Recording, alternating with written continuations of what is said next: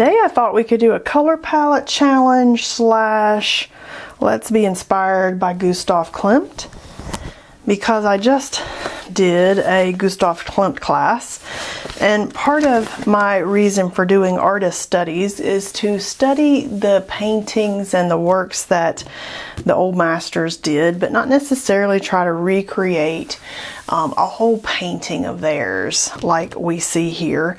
So what I did was I painted little sections. That was very interesting because it gets you into the art of observation and getting closer and seeing what elements are actually in there, because if you don't kind of focus in real heavy, for instance on her dress, you wouldn't see that there's all these little lines in the dress that are adding to part of the texture of that section. So I really like studying what others have done and then saying, okay, now I've looked at all the elements, I've done some painting practice, I've maybe drawn out some of the elements in my own pattern making idea guide, and now I want to use some of these elements in my own work. And so that's kind of where I'm going with today's project. I want to incorporate it in my own work, and at the same time it be something that I genuinely love doing, which is pulling a color palette and seeing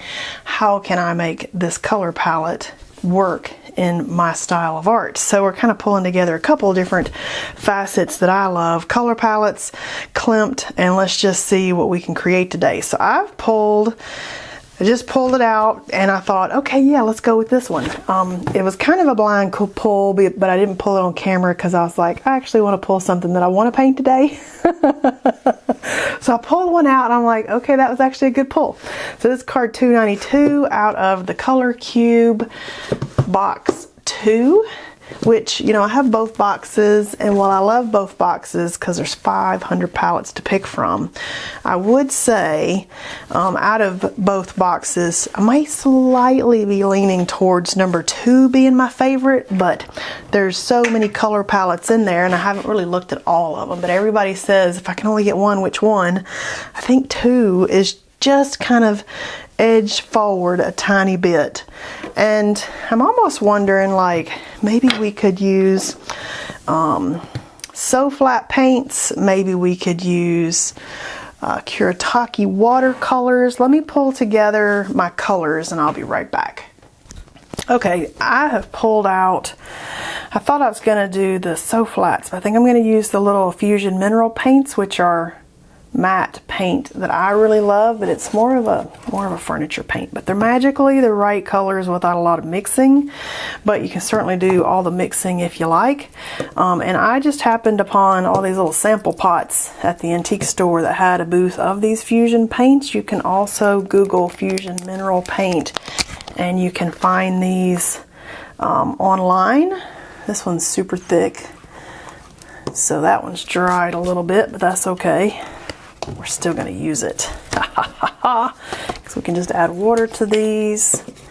But I'm feeling some abstract yumminess, so I pulled these 4 colors in these mineral paints.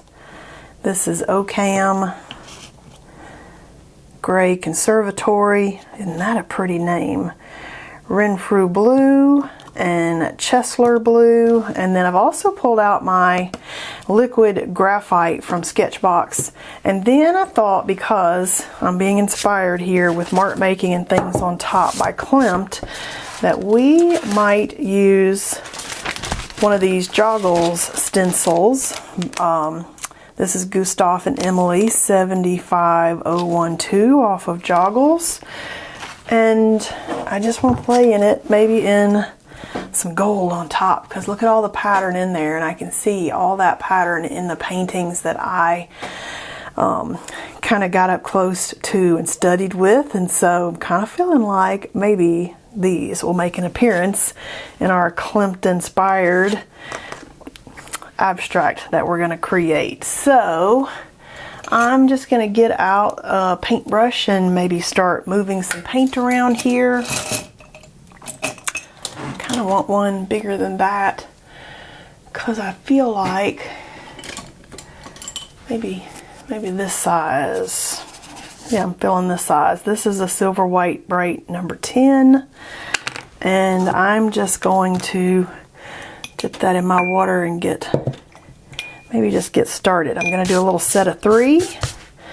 Maybe some stencil and mark making on top. Oh yeah. Oh, look at that color. Whoa. This is the greatest color. So I'm just going to get in here and play and move some paint around and just see kind of like what do we get here. And a lot of times when I'm doing acrylic paint, I will mix that with clear gesso, which kind of makes the acrylic paint more matte, which I love the matteness. That's my favorite aspect of adding the gesso to it. But what it also does is it makes it kind of gritty for you to be able to put stuff on top of that, like pastels and stuff. But I'm not doing that with these mineral paints because they're already matte, and I should very easily be able to get some stuff on top of these. Alright, and this was a 9x12 piece of the Hahnemühle paper. I just cut it into thirds, so 4 inches, 4 inches, 4 inches by the 9 inches, and I just went with it. Okay, I haven't opened this color. Let's see what else we got here. Let's just open the little pots real quick, because I'm going to just get in here with some stuff and just see. Not paying any attention right now to where colors are going. I like to start kind of on the edges, which is what you saw me do there, but I don't, rather than the center, because I don't want any part of the composition really to be heavily in the center. But other than that, I'm not being super strategic in where I put these down. I'm going to just kind of paint intuitively and think, okay, where do I want to go? And so that's what we're doing. And it's acrylic paint, so we should be able to, you know, load stuff on top of here if we needed to. Ooh, look at this color. Whoa! Oh yes, that's definitely not a combo that I might have naturally gravitated towards, but I don't know, I'm kind of digging it. What do you think? Are you kind of digging this? Maybe. I'm kind of digging it. Now I'm kind of thinking, while some of this, it dries really fast, but while some of this paint is wet, you know what we could do? We could take a wedge and kind of add some texture right here as we're starting and drag through that. Look at that. Also, I'm kind of feeling like maybe some mark making in the wet paint would be fun. So this is my Art Graph 6B. I like the 6B, the 14B, the 12B. I like those high B numbers. Somebody asked me what do those numbers mean on the pencils.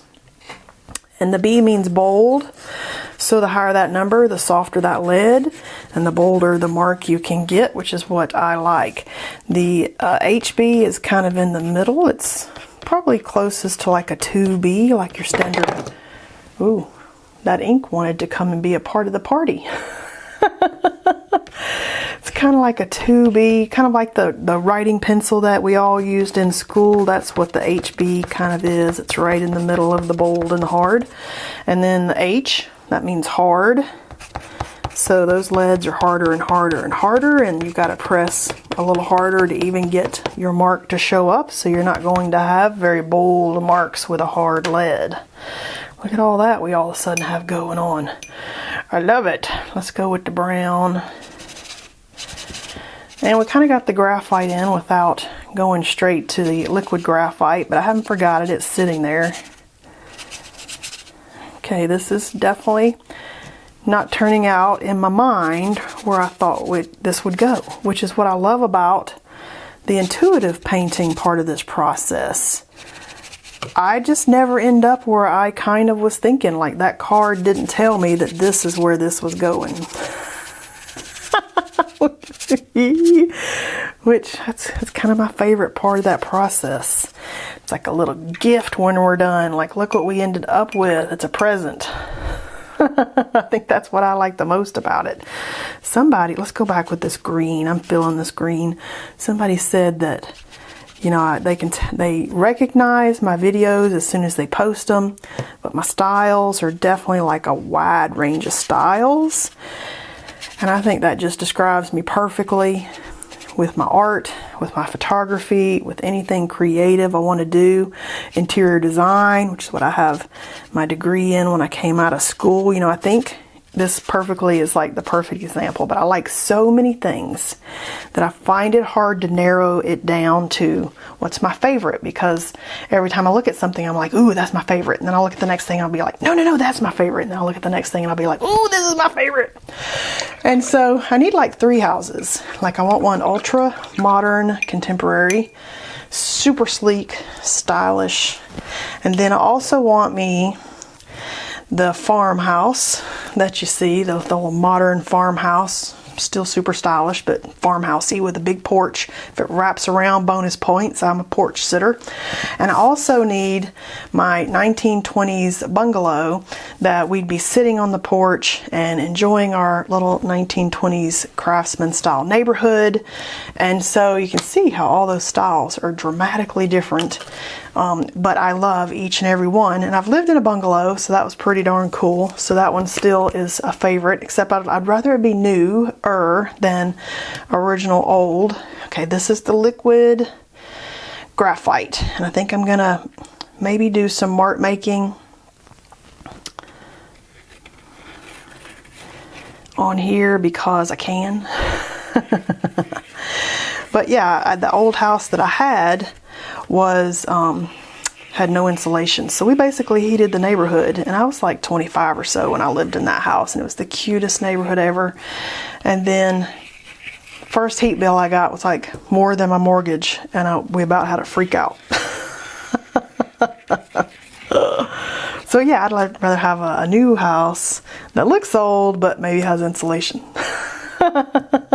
So I kind of approach that with my painting. As I'm talking, I'm letting these dry. I like all the colors, which is why I think that the color palettes really help me, because even though I've studied color for like 30 years and deep dived into it with my photography and deep dived into it with my art, I still find color frustrating because I like too many things. So how do you narrow that down into something for a piece of art that's going to work out good, that you're not going to ruin, or it's not going to mess it up, or oops, I made the wrong choice? And for me, color palettes narrow down part of the process that I find most frustrating. So if you're one of those people that likes too many things, and maybe there's many styles in your head, that's very helpful. And then the same thing with the art. I mean, sometimes I like, you know, a whole lot of busy stenciling and marks and all kinds of things going on in the piece, and sometimes I like very minimal and just a couple supplies and very few marks and very minimal, and sometimes I like those little grayed down graphite colors, and sometimes I like really bright yummy colors of the so flats. And so I just like too many things, and in that I like to explore all the different things that I love without getting stuck and caught up in any particular element. And so that's what I like about doing videos for YouTube and teaching. It allows me and kind of gives me permission to explore any idea that I have in my mind, like let's do this today, and then I can get excited about that, and then I can not make art for a couple days and I'll come back and be like, ooh, let's go this direction instead today, and then I can be excited about that. And it just kind of is my style. I'm just all over the board, and I love that. And so that's why I create lots of different stuff. I might see a color that sends me off down a rabbit hole, or I might see something on TV that I'm like, ooh, that's super inspiring, or I might see, you know, something that somebody's done in some photography and I get real excited. I mean, there's just no telling where that inspiration is going to come from. And recently it was deep diving with Klimt and looking at all the different patterns in our Klimt pieces. So this is still drying. Let me just dry it a little bit with the pencil. It's the pencil that's the problem, because I want a stencil on top of this. Okay, that might or may not be dry. Well, most of it's dry.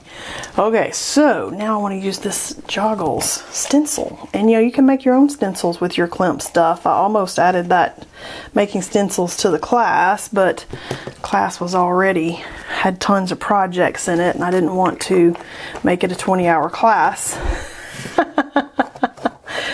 But the Joggles stencils are already made. But I do have a stencil making class on Skillshare where you're using an X-Acto knife and cutting stuff. But there's also a pretty cool tool that I got not too long ago on cutting your own stencils with a stencil burning thing.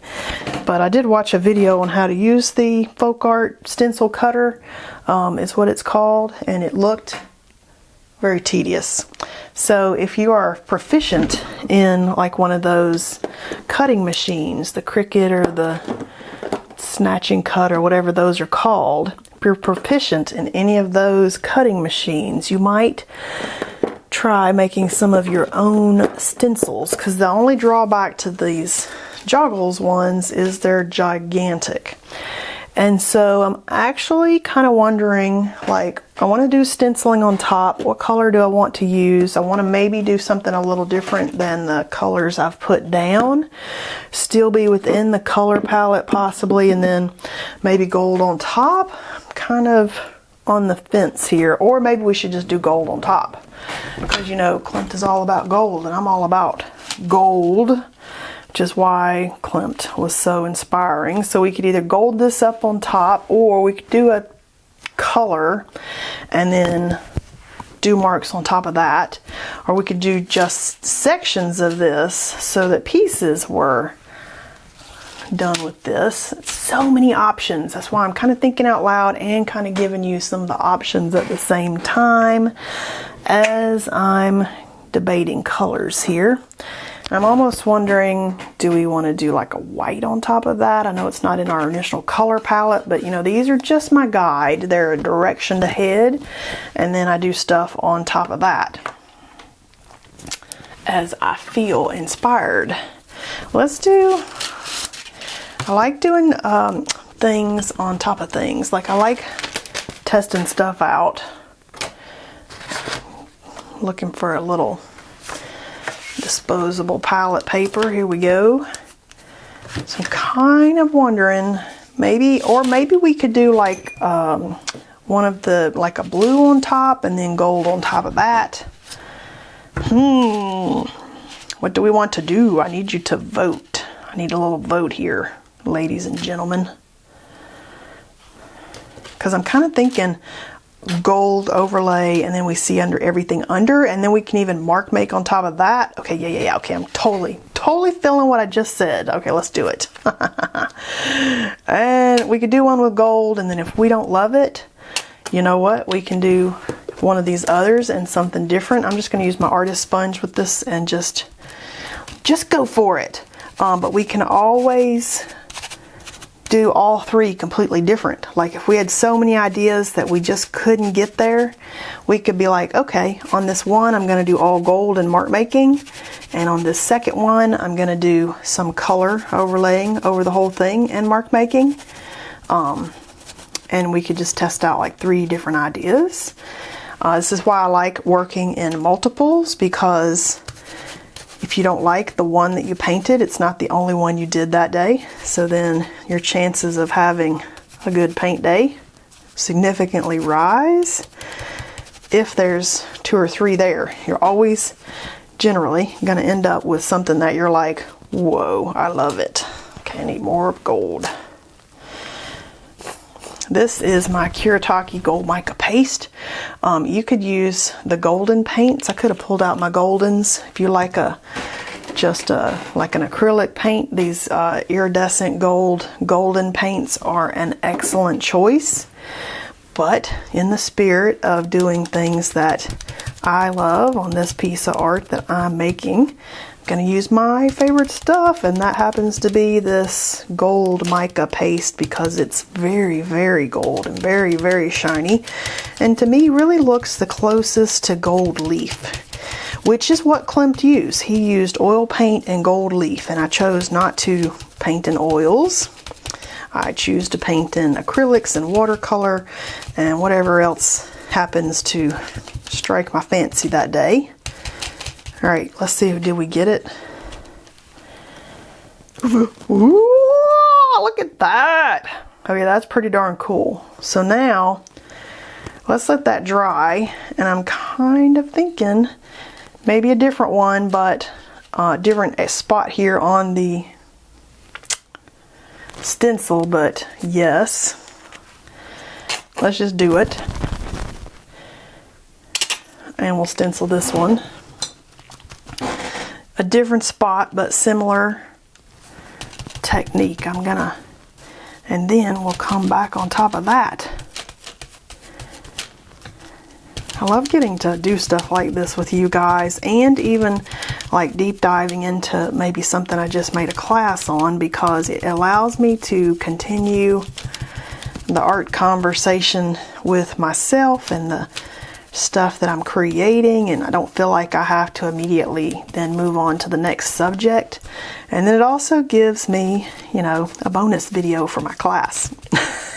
It's like extra bonus points there, bonus points for keeping on with the fun conversation that I already started, and then adding extra projects in just for more ideas to see, you know, where could you go, what else could you do. Definitely like throwing ideas out at you.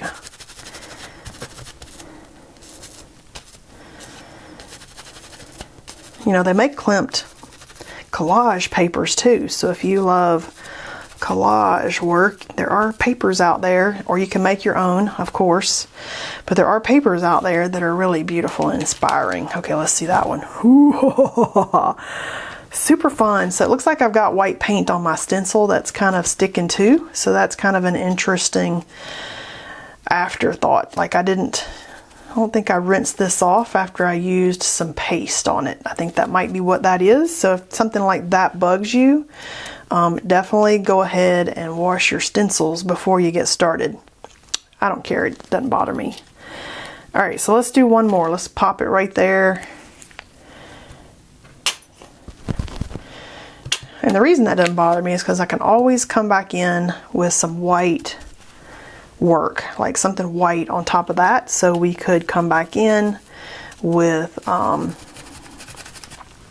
white Posca pen and dots and stuff like that. So I don't feel like it ruined anything, but just be aware, I don't wash my stencils, and if you don't wash your stencils, you will have bleed off of colors sometimes from something else that you did with that stencil.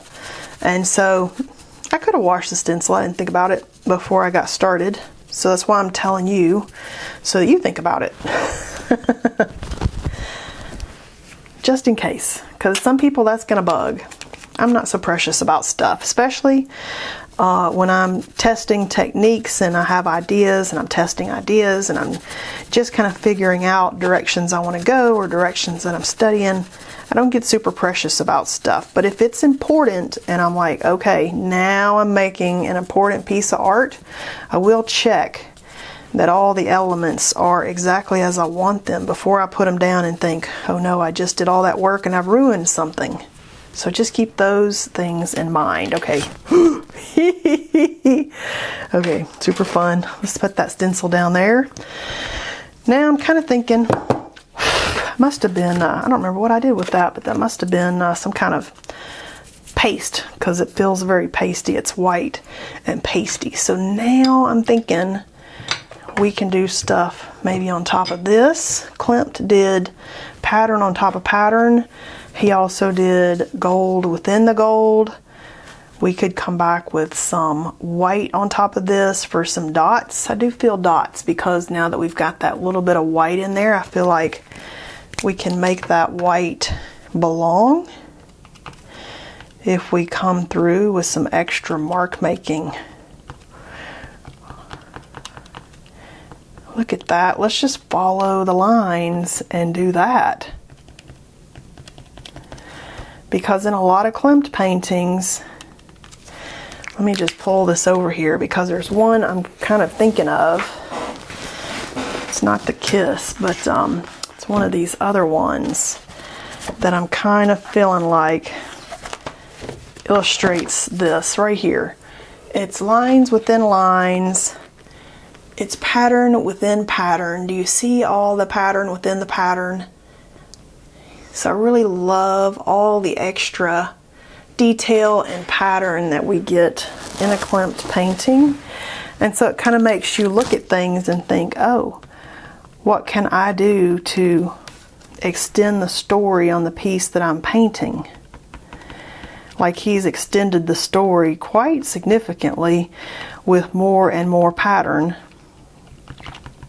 And I love that.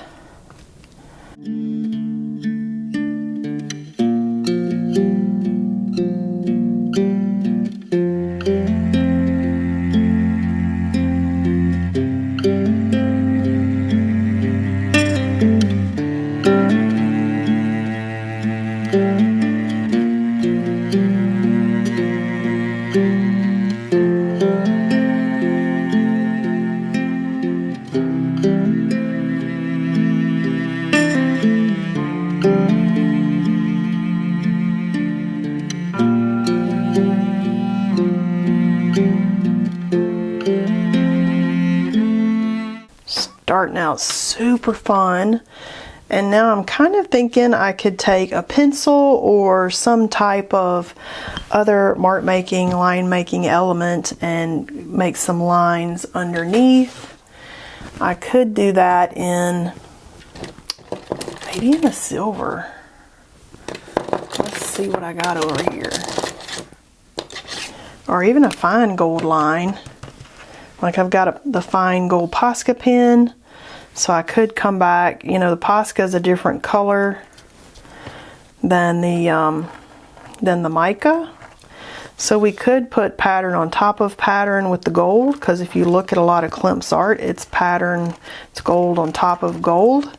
I don't know if we're actually going to see this though. But maybe some swirls in there would possibly show up. Could do the raised elements also. This PBO CERN relief is a raised gold element that we could put on here that I did on one of the projects. I'm not really seeing that. Okay, so we could do pencil on top of that. We could do woodies. We could do little polychroma pencils that just came in one of the art boxes, and so we could come back on here with some polychroma marks. These are really soft, and I liked how soft they were. And so could just see, like, if I came through with some marks, just maybe lines might be interesting, because there's lots of lines in Klimt's work.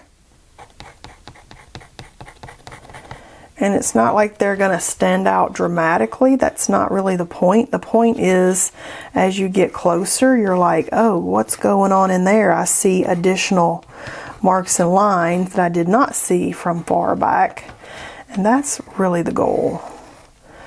So, this blue is very similar to our colors. It's kind of in the family, but a little different, and it's nice as an additional element on top of the paint.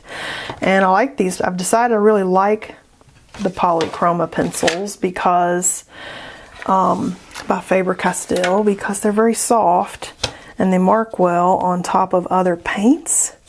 And so I'm like, okay, this is actually, you know, a pencil I can get behind in my work, because doesn't have as much drag as like a pastel pencil, which is almost, you're almost fighting the pencil to get the mark on the paper, because it's got a chalky feel, kind of a drag to it. And some of the other pencils just don't mark on top of paints nearly as easily as these.